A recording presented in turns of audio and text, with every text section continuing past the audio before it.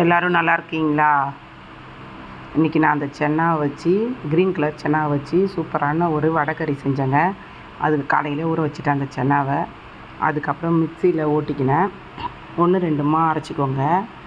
ரொம்ப நைஸாக அரைச்சா ஒரு மாதிரி மாவு மாதிரி ஆகிடும். இந்த மாதிரி 1-2 அரைச்சிக்கோங்க. வடைக்கு அரைக்கிற மாதிரியே தான் அரைச்சிட்டு அதுக்கப்புறம் இட்லி குண்டானில் வச்சு அவிச்சிருங்க. அப்படியே ஒரு 5 நிமிஷத்துலேயே நல்லாவே வெந்துடுது. அது மாதிரி வச்சு அவிச்சிட்டேன். அதுக்கப்புறமா அதுக்கு தேவையான பொருள்லாம் வெங்காயம், தக்காளி, பச்சை மிளகாய். இதுக்கு வந்து மிளகாத்தூள்லாம் போடவே கூடாதுங்க. மிளகாத்தூள்லாம் போட்டாக்க அது டேஸ்ட்டே மாறிடும். அதனால் மிளகாத்தூள்லாம் போடக்கூடாது. வெங்காயம், பச்சை மிளகா, தக்காளி, இஞ்சி பூண்டு பொடி பொடியாக கட் பண்ணது, பூ பட்டை இதெல்லாம் ரெடி பண்ணி வச்சுக்கிட்டேன். அவிச்சு வச்சு அந்த சென்னாவையும் எடுத்து வச்சுக்கிட்டேன்.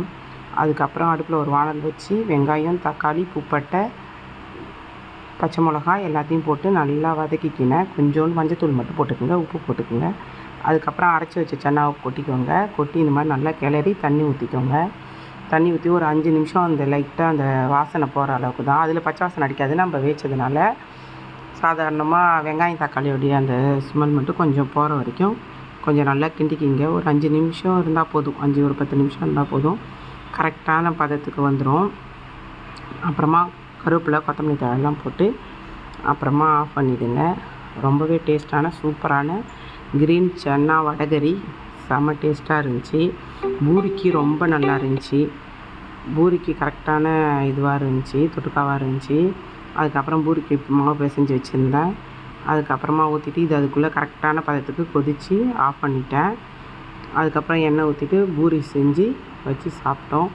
சூப்பராக இருந்துச்சுங்க. பூரிக்கு ரொம்பவே டேஸ்ட்டாக நல்லா இருந்துச்சு. நான் எப்பவுமே பூரிக்கு உருளைக்கிழங்கு அந்த மாதிரி தான் செய்வேன். சரி டிஃப்ரெண்ட்டாக இது செஞ்சு பார்ப்போமே அப்படின்னு. ரொம்ப ஹெல்த்தியான இது கொடுங்க.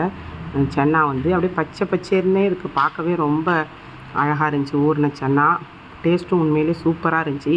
கண்டிப்பாக பிள்ளைங்களுக்கு டிஃபனாக கண்டிப்பாக காலையில் ஸ்கூலுக்கு வச்சு கொடுங்க, சாப்பிடுங்க.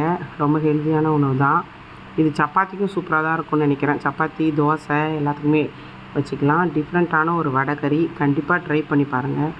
கண்டிப்பாக உங்களுக்கும் பிடிக்கும். பூரிக்கு ரொம்ப செட் ஆகுது இது. இந்த தொட்டுக்கா நம்ம எப்பாரு உருளைக்கிழங்கு சாம்பார் அப்படியே சாப்பிடாம டிஃப்ரெண்ட்டாக அந்த மாதிரி செஞ்சு சாப்பிட்லாம். உங்களுக்கு என் வீடியோ பிடிச்சிருந்தா லைக் பண்ணுங்கள், ஷேர் பண்ணுங்கள், சப்ஸ்கிரைப் பண்ணுங்கள். மறக்காமல் கமெண்ட்டில் இதை பற்றி கமெண்ட் சொல்லுங்கள்.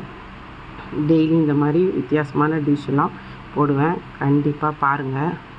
சூப்பரான டேஸ்ட்டான ஒரு பூரி க்ரீன் சென்னா மசாலா செஞ்சுருக்கேன். கண்டிப்பாக டிஃப்ரெண்ட்டாக தான் இருக்கும்னு நினைக்கிறேன். செஞ்சு பாருங்கள். கண்டிப்பாக உங்களுக்கெல்லாம் பிடிக்கும். கண்டிப்பாக ட்ரை பண்ணி பாருங்கள். சூப்பரான பூரி பாருங்கள், அழகாக நல்லா உப்பி கரெக்டாக வந்துச்சு. எப்பவுமே பூரி மாவு பிணையும் போது கொஞ்சோண்டு ரவை போட்டுக்கோங்க. மாவு நல்லா கெட்டியமாக பிணைச்சிக்கோங்க. அதான் மெயினாக. அப்படி வந்தால் தான் கரெக்டாக உப்பி கரெக்டாக வரும் பூரி. இல்லைன்னா வந்து சப்பையாக இருக்கும். நான் வச்சு சாப்பிட்டேங்க. சூப்பராக இருந்துச்சு, டேஸ்ட்டாக இருந்துச்சு. Tata, bye bye.